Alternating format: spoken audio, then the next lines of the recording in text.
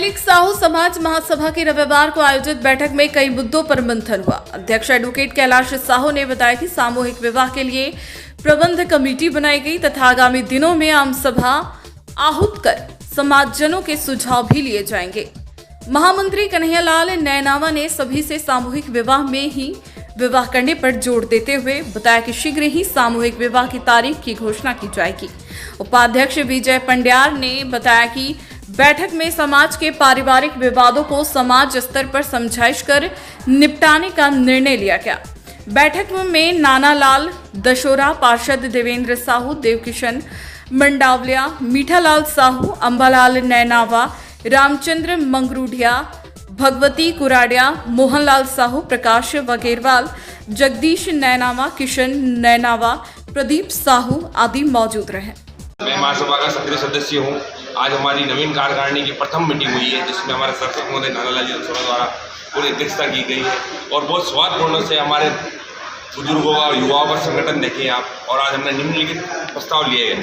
सामूहिक विवाह जो हमारा अनिवार्य रूप से कराया जाने का प्रस्ताव लिया गया है। सामूहिक विवाह विगत 30 वर्षों से हमारे उदयपुर समाज की जो एक आन बान शान है साहू समाज की, उसको संकल्प पूर्वक पालित किया गया है। सामूहिक विवाह किसी रामप्रसन्न मंच के आसपास कराए जाए तथा साथ ही पारिवारिक जो समझौते हैं हम इसी मंच पटल पर समझौता कराए जाएंगे, जिससे हमारे समाज में एकता बनी रहे और अन्यथा हमारा आर्थिक गुजारो सब समाधान पड़े। लीग साहू समाज के पिछले 26 मई को जो निर्विरोध निर्वाचन हुआ, जिसमें अध्यक्ष बना गया, सभी समाज बंधुओं का मैं आभार व्यक्त करता हूँ, धन्यवाद देता हूँ।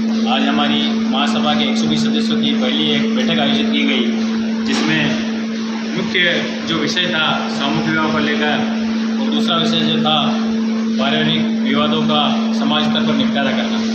सामूहिक विवाह को लेकर सारा मंथन होने के बाद में सभी बुजुर्ग और युवा सभी सदस्यों ने अपने अपने विचार व्यक्त किए रखे। उसके बाद में अंतिम निर्णय यही रहा कि सामूहिक विवाह को लेकर एक प्रबंध कार्यकारिणी बनेगी। उसमें सभी बैठकों के पदाधिकारी, युवा पदाधिकारी, कार्यकारिणी के सदस्य सभी मिलकर सामूहिक विवाह में आज के समय को देखते हुए जो नियम बने उन नियमों को अपडेट करना, उनमें संशोधन करना।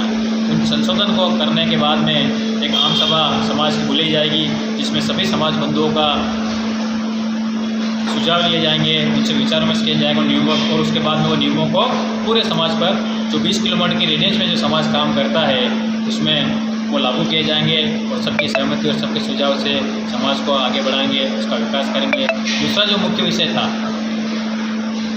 जो आज छोटी छोटी बातों पर परिवार में झगड़े हो जाते हैं और उन झगड़ों से भले वो भाई का हो, बाप बेटे का हो या पति पत्नी का हो, वो झगड़े छोटे से एक रूप लेकर बड़ा रूप ले लेते हैं और बड़ा रूप लेकर जब कोर्ट कचहरी जाते हैं, थाने में जाते हैं, तो एक समाज की कहीं कहीं गरिमा खत्म होती है।